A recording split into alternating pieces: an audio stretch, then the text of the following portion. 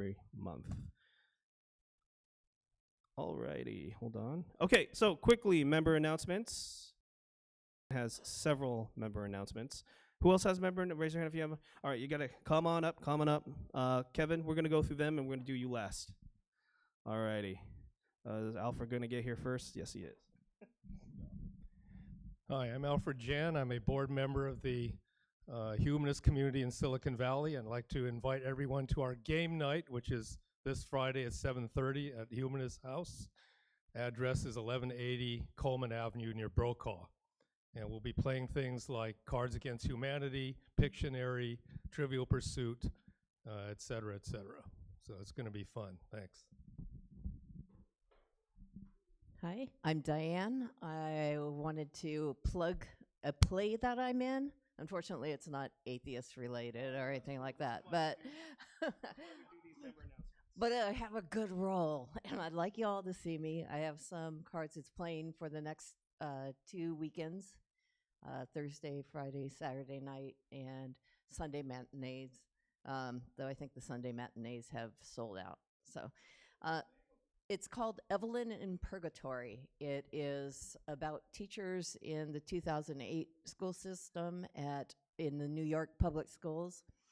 Basically, they got accused of impropriety, they're sent to these rooms to await their hearings, and they call it a breakfast club for teachers.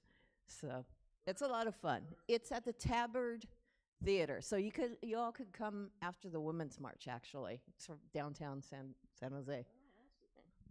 I have some information. Awesome, cool. All right, is there any other member announcements? Anyone need help fixing their roof or anything? No. Car repair. Okay, we're gonna let Kevin say stuff.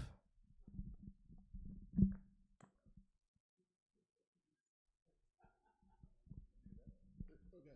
so I just wanted to. You gave me an upside down mic. So don't do that again. Okay, so I wanted to tell you about a monthly event we have going on. It's actually, we just started. We had it just for the first time last week, and it's the monthly pub crawl. And we're gonna have another one in 3 weeks. So I'm getting started early. Well, I don't like to wait around. So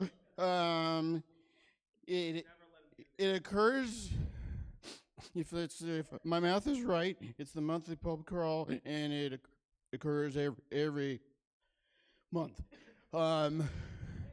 And we get together the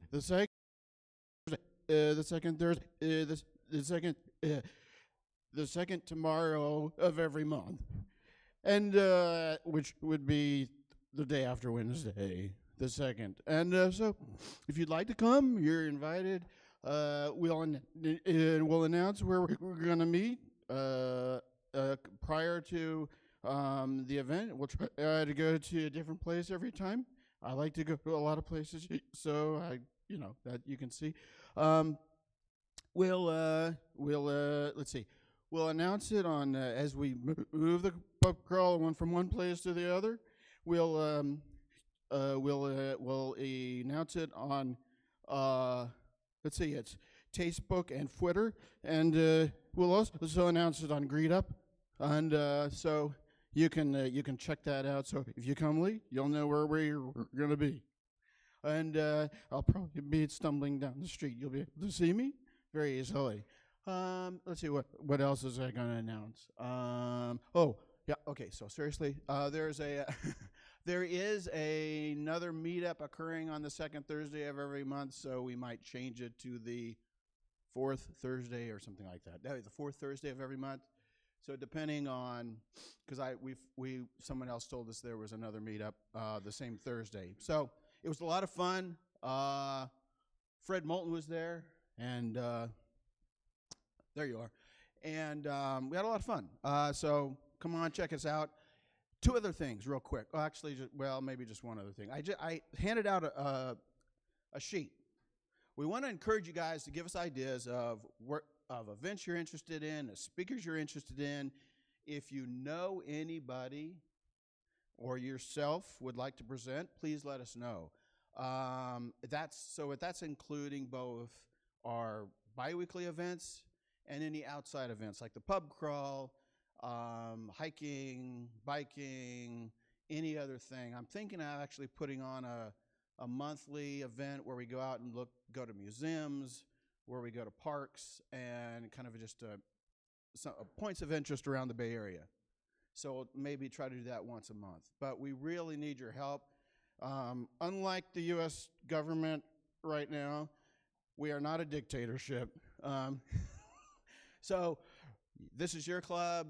Let us know what you want, okay? So those will be at the back every meetup. So please, if you think of someone or something you are interested in, grab one, jot down your I was still drunk, ideas, and put it in the money jar, and we'll be sure to find it there then. Secondly is streaming. It's not working so well tonight, but it was working just 10 minutes ago. So if you have a phone, if you have a tablet, and you want to check it out tonight and see if it works, please do. Give us your feedback. And if you're not here, check us out, because hopefully we'll have it working on an ongoing basis. And so if you can't make it to the meetup, you can follow us online and watch the program from there, and maybe even ask questions online. So it's a work in progress, but just wanted to let you know. So that's it for me. All righty. Thank you very much, Kevin. All righty. Yeah, check out the stream. Let us know how it goes. It's going to take a while for us to figure it out, but it'll be great because you can not come here and watch it at home or something. All righty. Final announcements. Please silence all cell phones and devices that make noise. We have restrooms that go out that way and down this way. There's also a couple restrooms right in the front. We have emergency exits there, and there. Save your food and drink receipts. Let the establishment know that we eat their food and drink their beer. And of course, we're on Amazon Smile, and we have T-shirts as well. They kind of look like this. Oh, they look like the one that Mike has. That's the T-shirt. Yeah, look at that. He's going to pose for us. Fantastic. Thank you very much, Mike. Alrighty, so tonight we have a great talk with Judy. By the Numbers, U.S. Atheists and Other Nonbelievers with Judith Banister. Dr. Judith Banister is a local Ph.D. level demographer, population specialist, and statistician. Raised Protestant, Judy became a strong atheist at the age of 18 when she took an eye-opening college course on the history of religions. Judy will report and analyze the Pew Research Center's surveys and resulting reports from the most recent decade. Then we'll explore together what this really means for us atheists and how this knowledge can help guide us going forward. So everyone, please give a warm welcome to Judy Banister.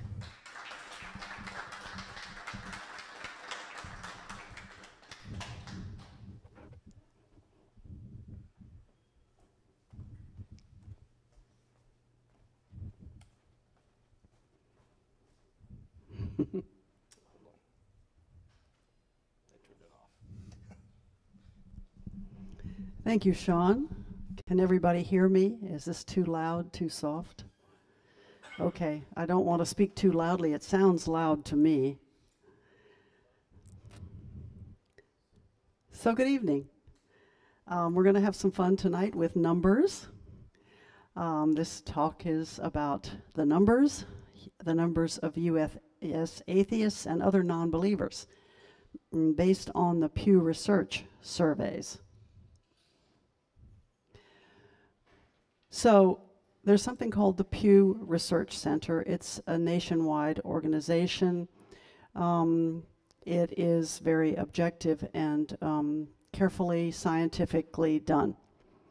And my perspective, I'm coming from the viewpoint of an atheist and a humanist. So that's what I'm talking from that perspective, not from, say, a religious perspective. So first, we're going to talk about the bad news, get that over with. And then we're going to move on to the good news, the positive data, and the trends. And then we're going to finish up with what we can do as modern, enlightened atheists and humanists to further the very real progress that the Pew Research Center has documented. So why Pew Research? Why look at the data from this organization in particular rather than from some other organization? The answer is they have very large sample sizes. They do surveys of 35,000 or more people, which is a huge survey. Plus, they do smaller surveys of about 5,000 or more people, which still qualify as large sample surveys. You've seen, for example, polls that have only 1,000 people for a nationwide survey. These are large surveys. And the same, what's very valuable is that the same surveys are repeated over time so that you can get a trend in the religiosity or in the non-belief in the United States. The same survey was repeated, the big one, in 2007 and 2014, and then another smaller survey in 2012 and 2017.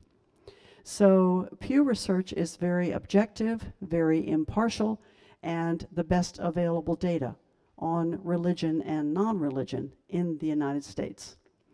What's good about them is they don't just ask simple questions like, do you believe in God, and stop there, or which religion are you in, and stop there. They have a range of subtle and well-worded questions to try to get at the true levels of religious belief and activity and the actual extent of non-belief in the United States. Now, there is a big weakness in the Pew Research surveys, the big ones, the 35,000 person surveys, and that is the main question, this one. All right, so let me give you a little background. These are telephone surveys.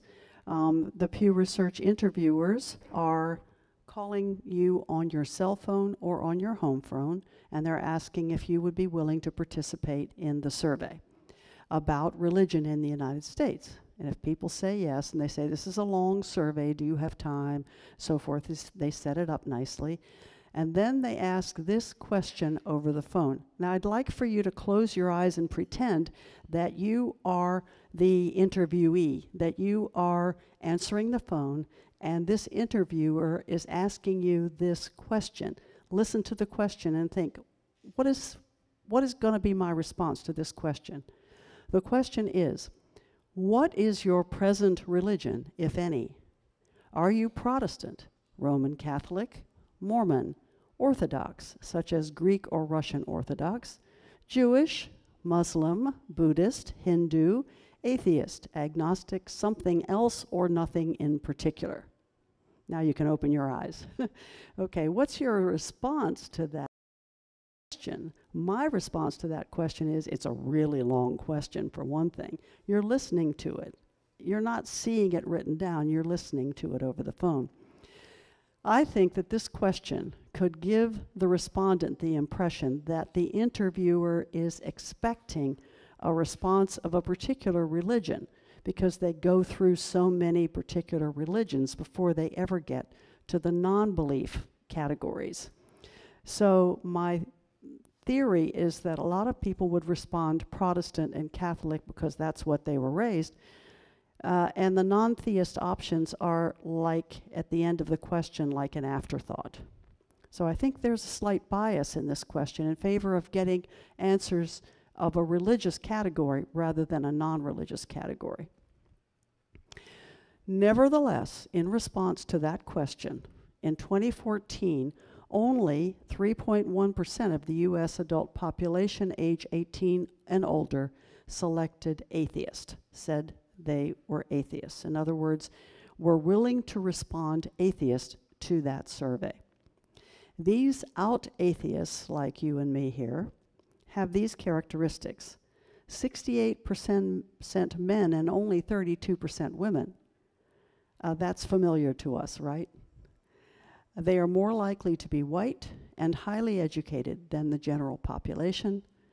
69% identify as Democrats or leaning Democratic, and almost all of us atheists are highly liberal and progressive on civil rights, women's rights, and gay rights.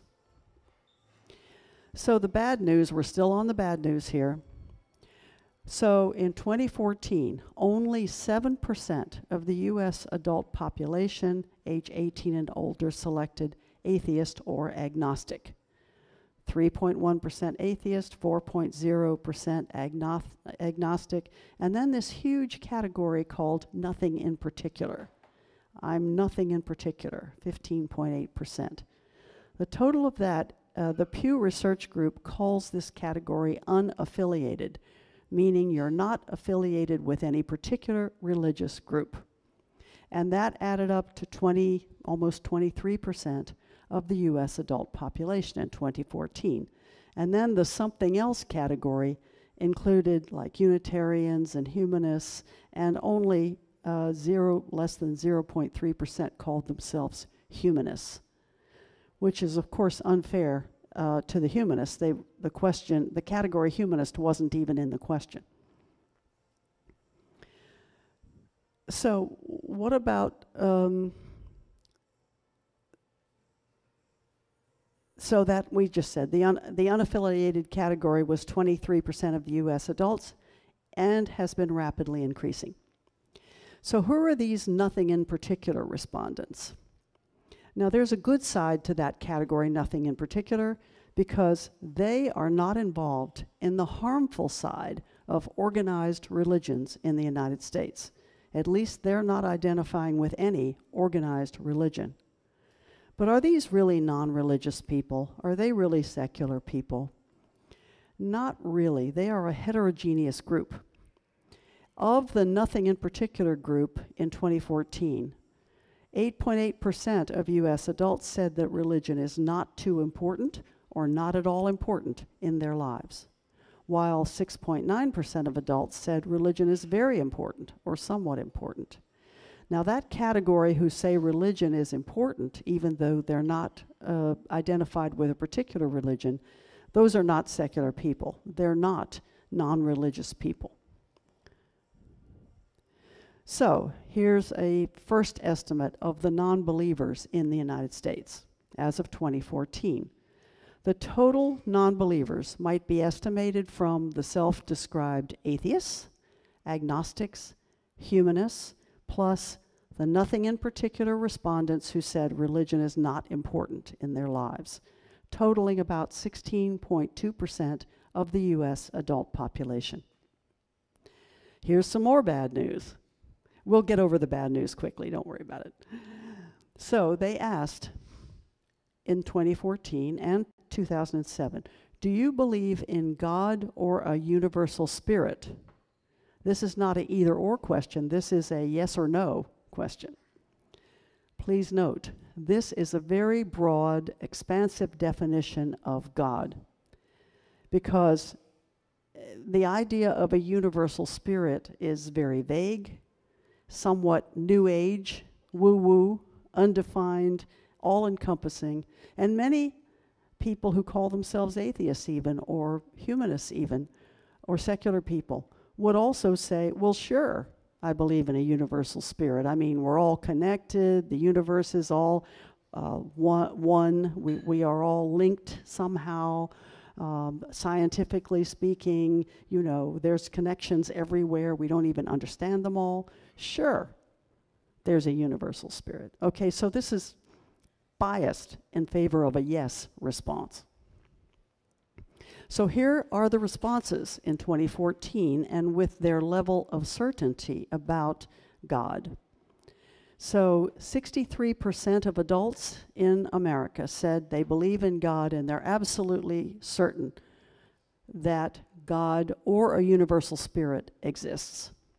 Another 20% said they believe in God or a universal spirit. They're fairly certain that such God or universal spirit exists. Another 5%, not too certain, not at all certain. 1% don't know. And only 9% said, no, I do not believe in God or a universal spirit. Another 2% said, I don't know. So here we are with the God belief bad news. As of 2014, 89% of US adults said, yes, they believe in God or a universal spirit. And even among that unaffiliated category, 61% say, yes, I believe in God or a universal spirit. And here's some more bad news. Of all U.S. adults, 55% pray every day, 53% say religion is very important to them, and 50% attend religious services at least monthly. So, bad news conclusions. By 2014, only about 16% of U.S. adults were likely non-believers based on Pew data, and only 9% of U.S. adults clearly responded that they do not believe in God or a universal spirit, and 2% didn't know. So who responded, no, I don't believe in God or a universal spirit? Only 33% of the unaffiliated and another 6% said, I don't know. But among people who identify with a particular religion, many of them said that they do not believe in God or a universal spirit. We would expect that, wouldn't we? Of the Buddhists, 27% said, no, I don't believe in God or a universal spirit. Of the Jews, 17%. Of the Hindus, 10%.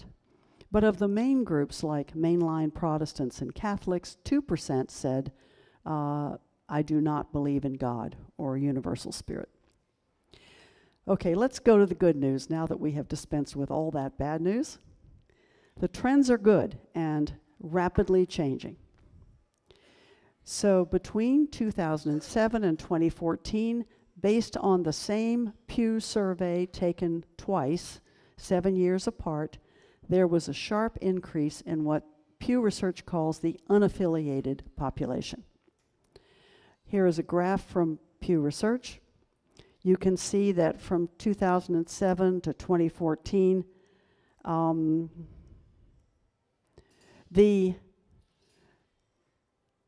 let's see, who are we? The unaffiliated category went from 16% up to 23% of the adult population. So that was the biggest increase, the group that increased the most. And there was also a slight increase in the non-Christian faiths. There was a drop in the mainline Protestants, a drop in the Catholics, almost the same evangelical Protestant, still 1/4 of the population, of the adult population in the U.S. So the religiously unaffiliated, according to Pew, increased from 37 million to 56 million in that short period of 7 years. So who are the religious nuns? They call this group the religious nuns. You can see that during this, oh shoot.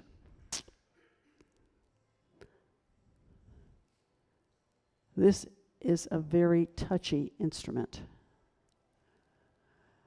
You can see that in that short 7-year period, the atheists doubled, almost doubled, from a mere 1.6% of the U.S. adults to 3.1%.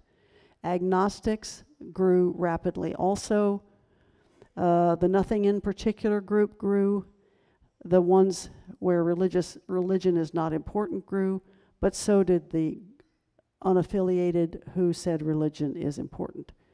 So there was a big change in this very short period of time. Here's an important positive piece of information. The category that Pew Research calls unaffiliated is much more prevalent among the young people, the young adults in America. So if you look at the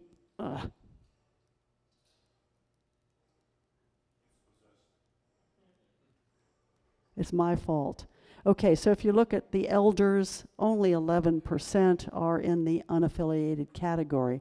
But as you go to younger age groups, you get to over 1/3 of the millennials saying either they are atheists, agnostics, or nothing in particular, and that is over 1/3 of the millennials. So the wave of the future is nothing in particular and atheist and agnostic.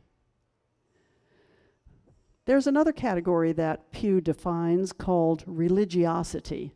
In other words, that Pew Research is not just saying, what do you say you do? They're asking, what do you really do? How do you implement your religious belief or lack of religious belief?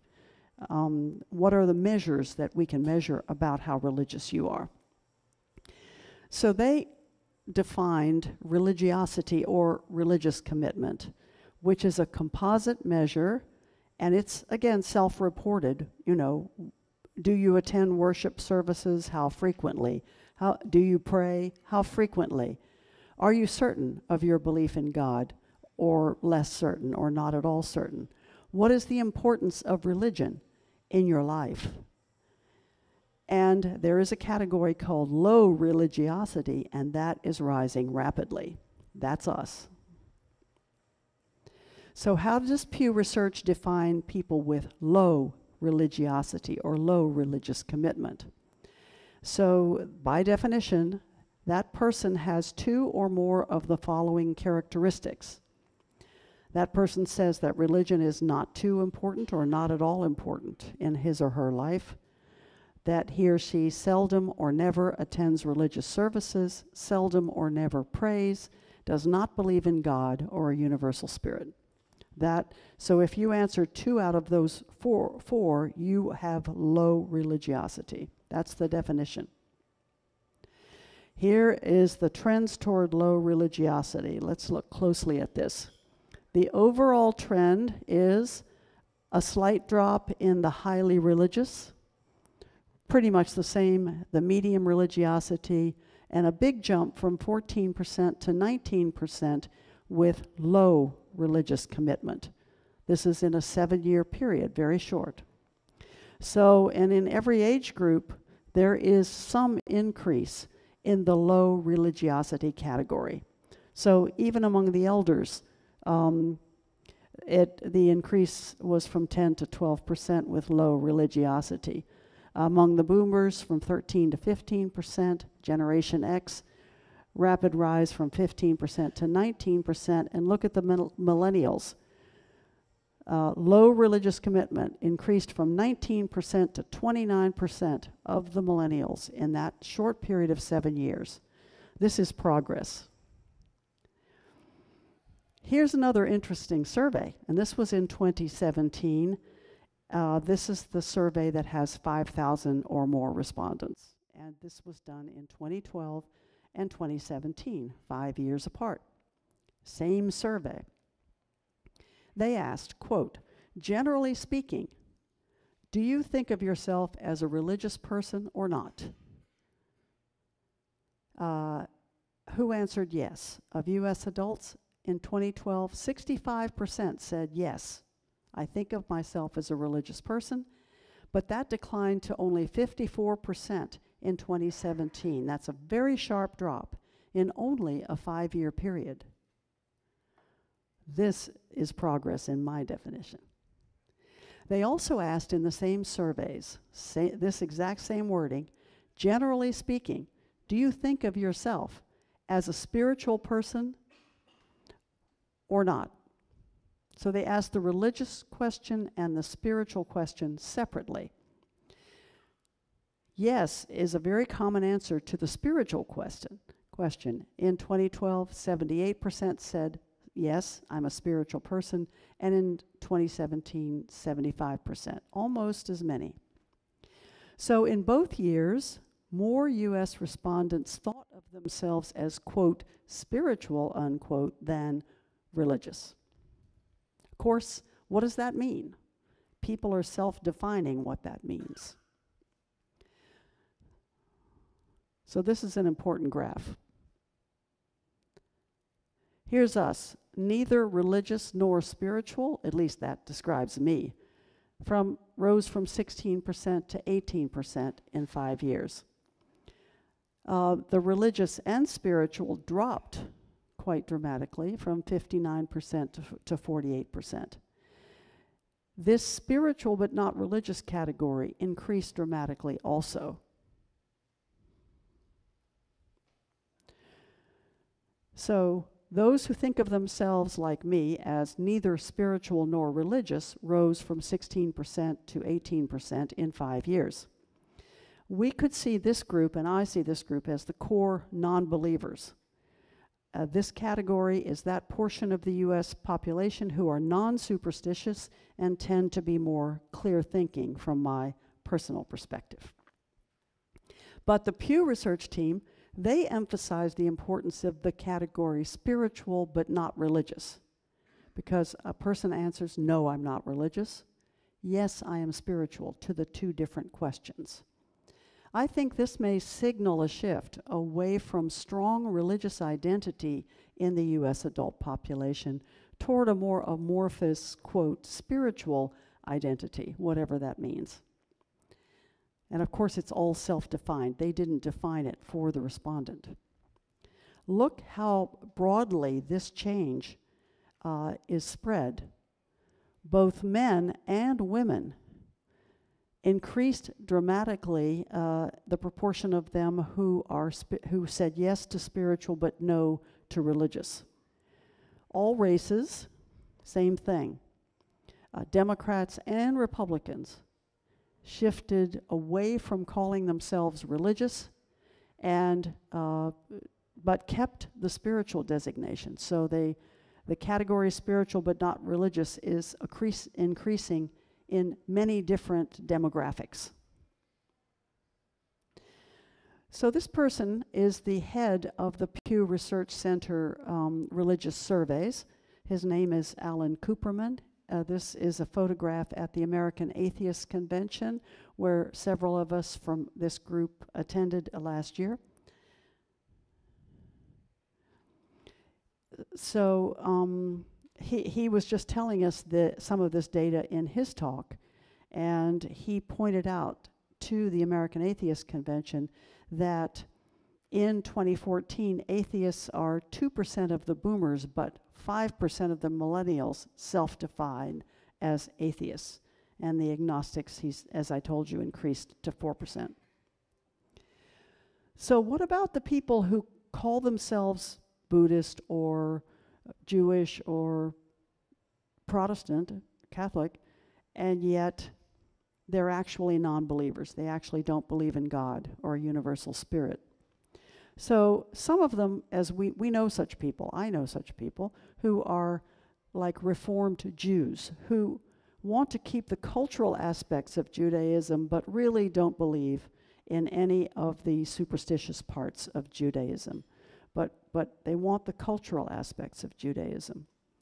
Here's a speaker at the American Atheist Convention who spoke to us about something he calls secular Buddhism. His name is Mark Gura. He's an expert on Buddhism. And he defined secular Buddhism, which he's a secular Buddhist,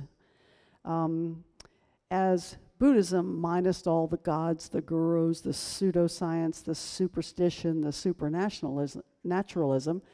Just go with reason and science and use beliefs and practices from Buddhism that are consistent with scientific knowledge and reality. So there are these categories within all the religious groups of people who do not believe in God or a universal spirit. So now what is our estimate of how many U.S. non-believers there are? The lowest estimate in 2014 is that only 9% of adults are non-believers because they said, no, I don't believe in God or a universal spirit.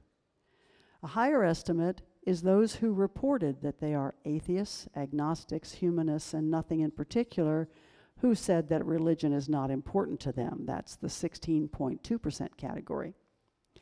But we could also add to the 16.2% those who identify with a certain religion, but also said, no, they don't believe in God or a universal spirit.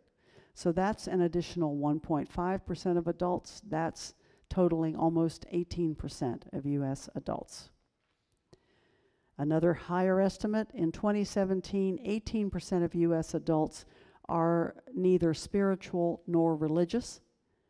And the highest estimate is the 19% of U.S. adults who reported low religiosity, low levels of religious commitment. And who are the hardcore religious in 2014 to 2017? How many are they of the population? The lowest estimate is the 54% who think of themselves as religious.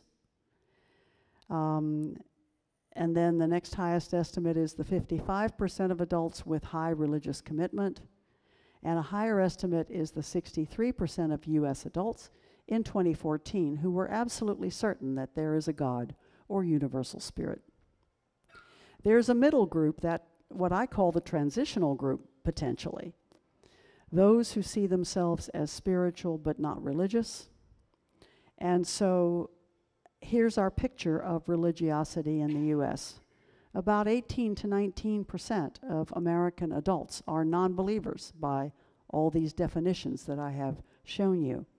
Another 27% are in the middle somewhere, and hopefully transitioning out of religion toward a more reality-based belief system. And about 54 or 55% are religious believers. There's some more good news from the Pew Research results. As we know, religious people we know often argue that one cannot be moral without a belief in God. But fortunately, U.S. adults are moving away from this false notion.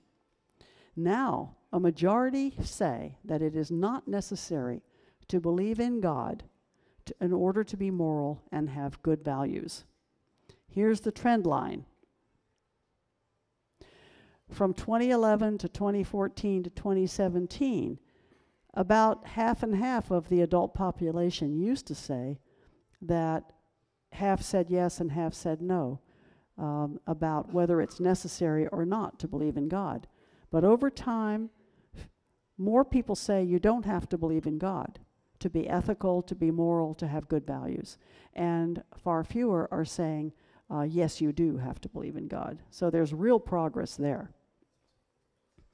So in conclusion, we atheists should not use the Pew Research category of, quote, unaffiliated as our estimate of non-believers in the U.S. It's too high because it includes those adults for whom religion is very or somewhat important, even though they responded nothing in particular to the religious identity question. So let's look at what we've learned today. It is discouraging that the extent of non-belief in the U.S. today is still so low, only 9 to 19% of adults. Equally discouraging, of course, to all of us is the excess power of organized churches in our communities and in our government. But on the positive side, the shifts toward low religiosity and more secularism now underway are surprisingly rapid. What can we atheists and humanists do to promote this progress that is underway already? Well, first, let's keep up the good work that we're already doing, because it's working well, as you can see. In the decade 2007 to 2017, religious beliefs and religiosity have declined markedly in the United States in just one short decade. That's good news. And why is that? What caused this? Primarily because of the spectacular and visible work of the national non-religious organizations, American Atheists, Freedom from Religion Foundation, the American Humanist Association, the Secular Coalition for America, the Dawkins Foundation, the Center for Inquiry, and all the other nationwide and statewide secular organizations. What has been most effective in moving the American population away from religion and toward secularism or low religiosity? Number one, atheists and humanists proudly and frequently going public on national media as atheists, as humanists, as secular people. Secondly, the billboard campaigns, which I'm sure you've read about, of the American Atheists, Freedoms from Religion Foundation, and American Humanist Association. Those billboard campaigns, we can talk more about them later if you aren't aware of them, but they put big billboards up in cities all over the U.S., and they put them on the sides of buses and things like that about how you can be good without God, you know, various good messages of in favor of reality and against belief systems. Also, the effective legal work that has been done by those three national organizations in particular, and the political work done by our secular organizations in Washington, D.C., and in the state capitals. So what can we do, we atheists and humanists, to promote this progress that is already happening? Even as one individual person, each of us can be a powerful force for human progress toward greater enlightenment and stronger atheist and humanist values in the United States. First, we can become a member of the strong national secular organizations. For example, even a life member if you can afford the cost of that.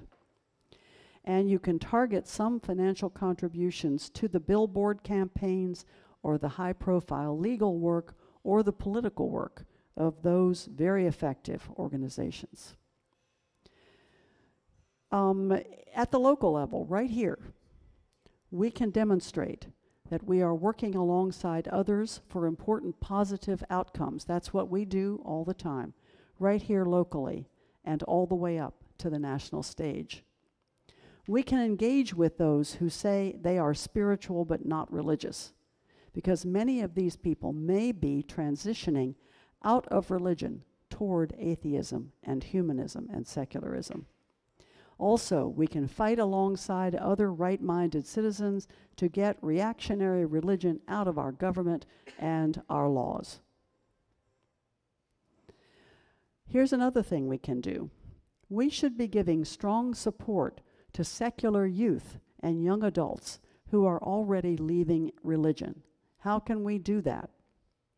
There is an organization called the Secular Student Alliance, and we could partner with them to give encouragement and assistance to the launching and the continuity of the chapters of the Secular Student Alliance in our local universities, colleges, trade schools, high schools, and even middle schools. We could do better at publicizing atheism and humanism in media that is of interest to the young, like blogs, webcasts, YouTube, and other social media. We could occasionally partner with the Sunday assemblies. Mark and I, for example, went to the Sunday assembly this last Sunday. They attract a young audience, and so we can link up more with the young atheists and humanists. We could also invite more young speakers to ACSJ and widely publicize their talks to the young audience media. And last but not least, we should be linking up better with the other atheist groups, skeptic groups, secular groups, humanist groups in the entire San Francisco Bay Area, San Jose Bay Area, and in the Sacramento Central Valley. We are not doing a good job of these relationships. We need to link up better with all of our other fellow atheist and humanist and secular organizations. Let's get our act together with our natural allies. Here are some of us at the American Atheist Convention. Atheists and humanists from Silicon Valley. Okay, I want to especially thank Pew Research Center for designing and conducting these superb surveys in these different 4 years. They've done a terrific job, and they're very determined to stay scientific and objective. And I want to thank them for their written permission to use the charts and graphs and tables from their websites. And also I would like to thank Debbie Allen from the Humanist Association and Brian Engler for permission to use their photos. And these are the other sources from Pew Research online where all the data come from. Thank you.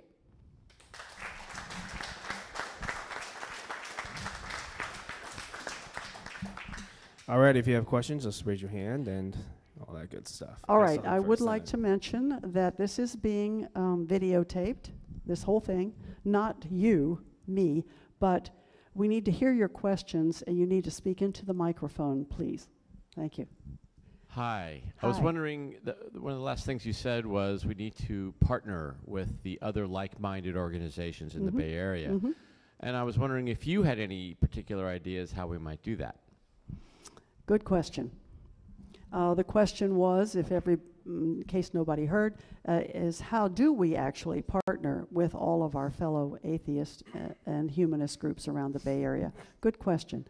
Some of us, for example, went to the Free Thought Weekend, several of us from our group, especially from our board of directors, which was held in Sacramento, when? A few months ago. So there is a very strong free thought group in Sacramento. They do wonderful things, and so we joined up with them and made a lot of contacts with them, learned a lot from them in this, you know, to my surprise, there's a lot going on in the Central Valley in atheism and humanism. I was surprised, I didn't know. So I learned a lot just by going. There is the East Bay Atheists and the San Francisco Atheists and other secular groups. The skeptics, for example, have events, and the humanists in Silicon Valley. Some of us are joint members of many of these organizations and attend a lot of them and link up with them and find out what they're doing. Probably we could do a better job of telling the atheist community of San Jose what is going on in these other organizations to keep us all informed about what they're doing. What would primarily help is if we can have individuals who are already members, such as you guys, be liaisons with them. The board are only 4 people. We can't link up with every group, keep update, talk to everyone. We still have speakers to get. We have women marches to go to. So our bandwidth is already taken, so we have a hard time talking to a lot of them. If we had more liaisons, you know, and you don't have to go out of the way. Some people already do this stuff. We have a great relationship with the humanist community because of Jan. And we could talk to Jan, and Deb becomes, that's why we have a strong relationship. But we have less relationship with the other ones because we don't have direct liaisons. And we usually have to meet at these big conventions, really the only way we can talk to them. So if you already go to these groups, volunteer to be a liaison with them. So you can come, you can give a member report of what they're doing, and then you can go back and give a member report what we're doing. And that's the kind of stuff we need. It just can't be us all the time. So that's probably the most active thing you could do in terms of us working with other organizations, if that makes sense. Another good thing we can do this year is that the Freedom from Religion Foundation, late in the year, is holding its annual national meeting in San Francisco. So we and all the other atheist and humanist and secular groups around the area will be sending people to that Freedom from Religion Foundation 3-day or 2-day meeting. We'll meet a lot of people. We can make a lot of contacts at that meeting. So that's the sort of thing. I'm always looking for opportunities like that. And it would be helpful if others of us do that too, because they are our natural allies in the area. Question. Yes. If we take the trend that you've shared with us and we extrapolate forward, going out 50, 75 years, what kind of threats or pressures could you forecast that would make this trend rise or sag? Give me your best shot. Well, actually, when I researched the data from Pew Research, I was quite astonished at how much progress has been made already in the very short period of the last decade. I didn't expect that because things look real nasty at the national level right now. I mean, and the 25% of the US population who are fundamentalist evangelical Christians have an extremely outsized effect on our government, on our laws. You know, it looks really bad if you just look at the news.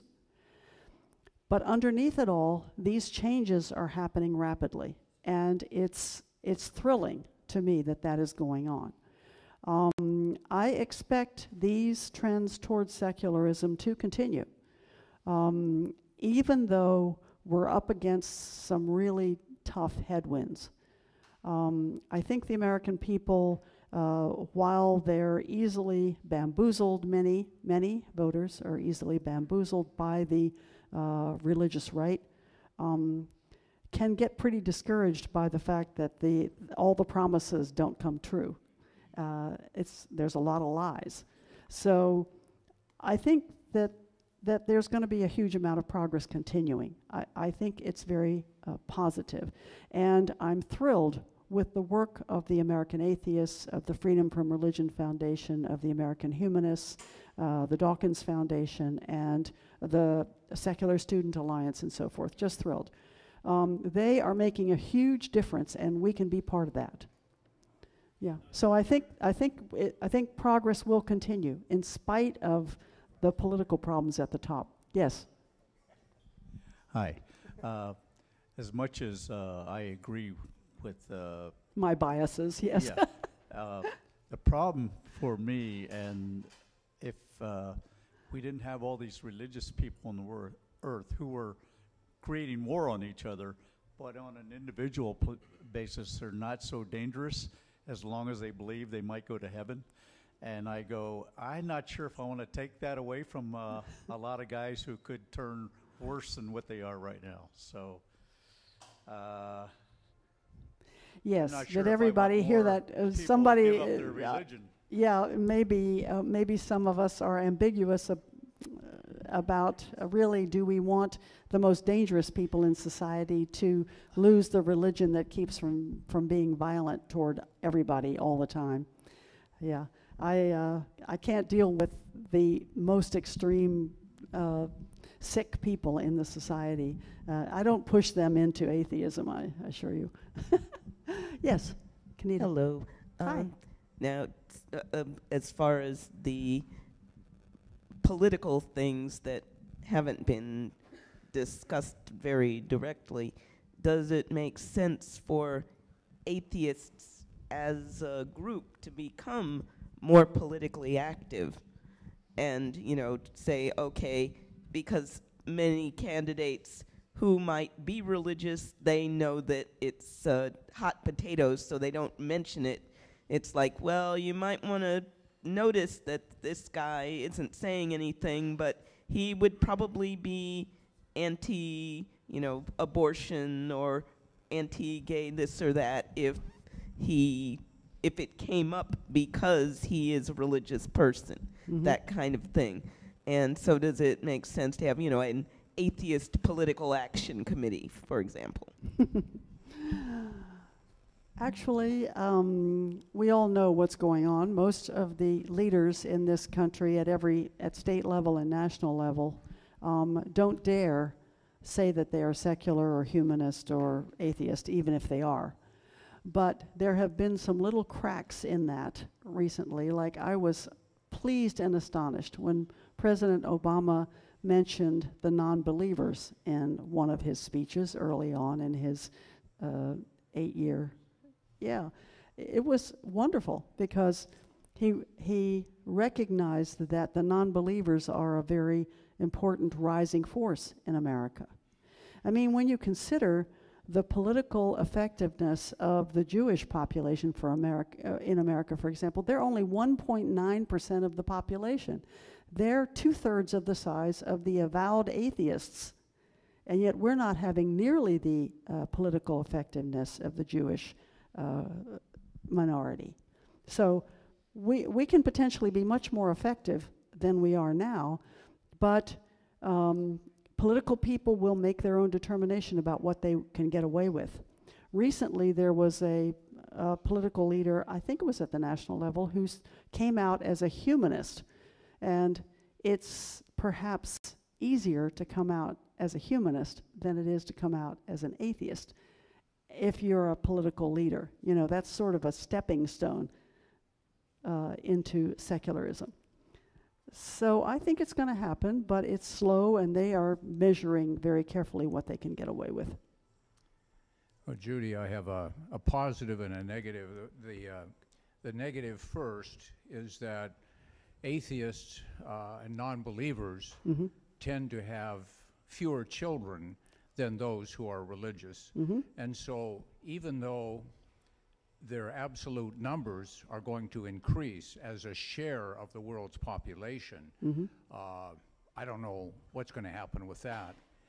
But on the positive side, the good thing about atheists, as I see it, and humanists, is not necessarily their disbelief in God, but it's that they are, as you said, clear thinking, objective. They tend to be more so, and they tend to be more tolerant of diverse groups. And Pew Research has some studies that I've seen that show that even among Christians and among Muslims, there is a much higher percentage that accept, for instance, gay marriage and interracial marriage than before. So even those that are religious are still beginning to become more liberal in their thinking, more accepting. So that's the good news. Yes, across the board, American society is changing very rapidly in favor, for example, of gay rights and gay marriage, civil rights, women's rights. But the forces of reaction are very powerful, and they don't like losing their power. So they get real nasty in a hurry. So we're in a struggle, and we need to work on that all the time. We need to take it seriously and fight for reality and for tolerance. Yes. Yes. And we do have fewer kids. That's right. But as you can see from the Pew data, even though we atheists may have fewer children than the religious people, nevertheless, the non-believers and the secular people are becoming that, not just because they were raised that, but because they're beginning to think.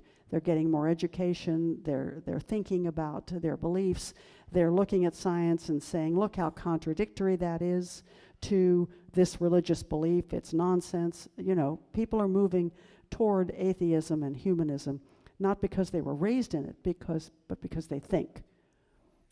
Yeah, right here. So I have a question from someone online. This is Beej Price says, would it do any good to team up with religious sects that are not quite so dogmatic, like Unitarian Universalists, to help fight for church-state separation? Oh, absolutely. Some of us belong to the national organizations for separation of church and state. What's that one called that, what's it called, Mark? Yes, what's the name of it? The Americans United for Separation of Church and State, thank you, is a very strong organization in Washington, D.C. It's made up of religious people and non-religious people, all of whom are trying to fight for continuing separation of church and state. We team up with religious people when it makes sense, especially in that group. And locally, don't we? Whenever we're doing something that's a good deed, we'll be beside people from religious groups and non-religious groups, working beside them and showing them how great atheists are. That's what we do. And it's a good thing. So yes, in fact, one of the goals of the atheist community of San Jose is to work with like-minded people on common goals that we all agree on. We're going to the Women's March this weekend. There are a lot of people in the Women's March who are religious people, but we're working with them for common goals, for good, progressive goals. And we can do that with religious people and non-religious people, of course. Mark, you had somebody. Okay, yes. Is there any data that compares the U.S. with other Western societies? Oh, yes. The Pew Research operation does surveys around the world, and their website is full. Even the religion section of their website is full of surveys that they've done in other countries, comparing those countries to the United States and those countries over time. Yes, there's a huge amount of information from Pew on religiosity or secularism in most developed countries, wherever they can do the surveys. Yes, they're I haven't compared the research, but the U.S. is one of the most religious of all developed countries. We are outrageously religious compared to most developed countries. Most of them have become highly secular. Most developed countries are highly secular. They have these glorious cathedrals. Like, for example, we were visiting Great Britain recently, and all over the place there are these gorgeous churches from the Middle Ages and from the Renaissance, and oh my goodness, these beautiful cathedrals. But now they are using them for theaters, theater groups, and restaurants, and all sorts of things, because they don't want to tear down those gorgeous cathedrals, but people aren't going to church. So they're finding other uses for their great, beautiful religious buildings. Yeah. Mark. Judy, could you put forth some ideas about what we can do in our individual lives to help further open thought, among other? As Kevin said, and more babies. And more babies. Yeah. All right, wait a minute. Let's see. All right. What he said was, he asked me to speculate about what we as individuals can do in our own personal lives to what? To further free thought. Yes. Well, I think we're doing that right here at the Atheist Community of San Jose to further free thought. We're learning how to think. We're trying to figure out what reality is. We're trying to understand what's going on, and we're trying to make a difference in the world. I think we should be, you saw the data on the atheists and how the atheists are very highly educated people, white people, men, and I want us women, for example, to get our act together and start moving away from superstition, moving toward a more willingness to accept the real world and deal with the real world as it is, instead of being oppressed by religion, which I was when I was growing up, and I don't think people should have to put up with that. I don't think people need to choose to put up with that. So I want to encourage women and minority groups and people who are not as enlightened as the white men in this room or the women in this room, and the other groups in this room, to encourage them to move out of their comfort zones and their historical religions and start thinking. We're doing a good job. It's happening. And especially when you go to the National Atheist and Humanist meetings, you find groups representing the black atheists, for example, the Hispanic. We had a speaker from the Hispanic Free Thought group not too long ago. You remember that? So this is happening across the board, not just among the leading edge white men, but the rest of us are beginning to use our brains and start getting out of our shackles and becoming thinking people. I think it's wonderful. I remember when I became an atheist at age 18, I felt that this great weight was lifted from my shoulders suddenly.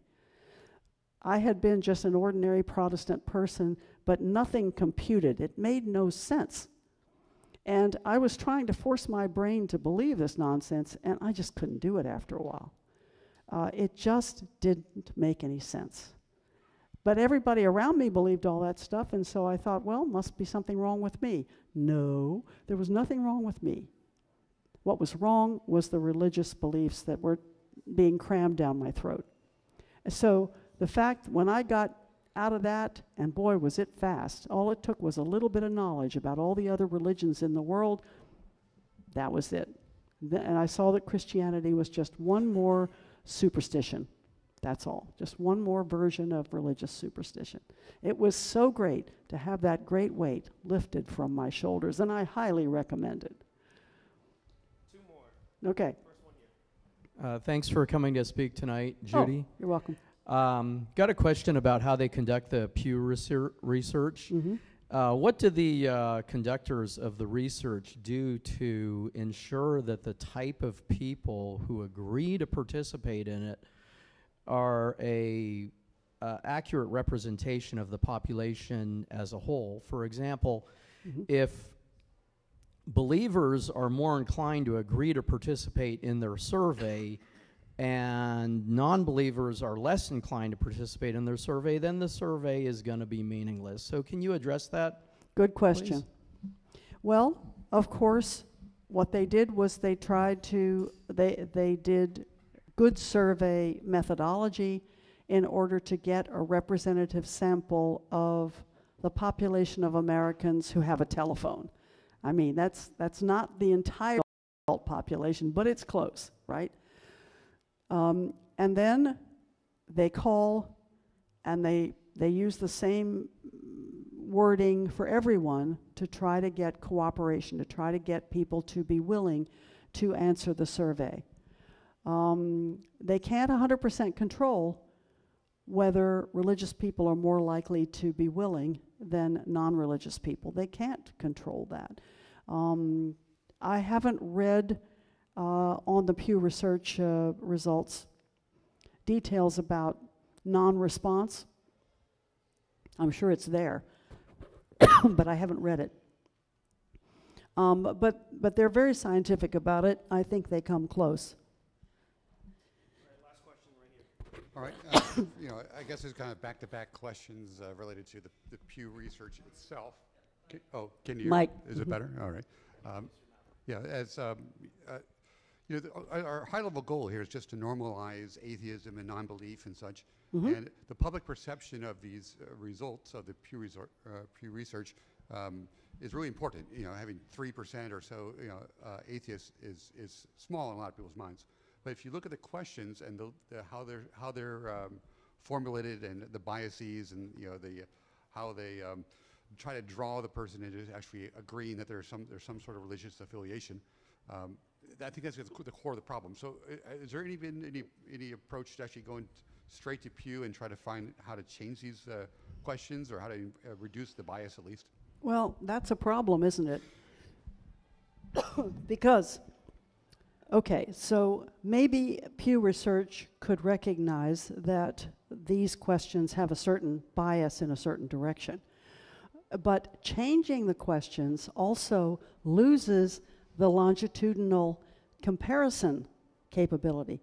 We don't want to lose that comparison over time. Look what we could learn by comparing the same exact survey in 2007 and 2014. Look what we could learn from the same exact survey in 2012 and 2017. You have to think hard and long about changing questions, because then you have no more longitudinal continuity.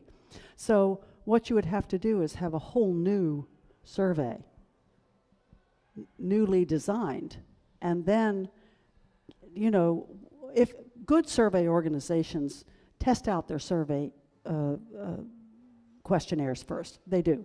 And I'm sure Pew Research did a whole lot of testing of this, and they thought they were getting what they wanted.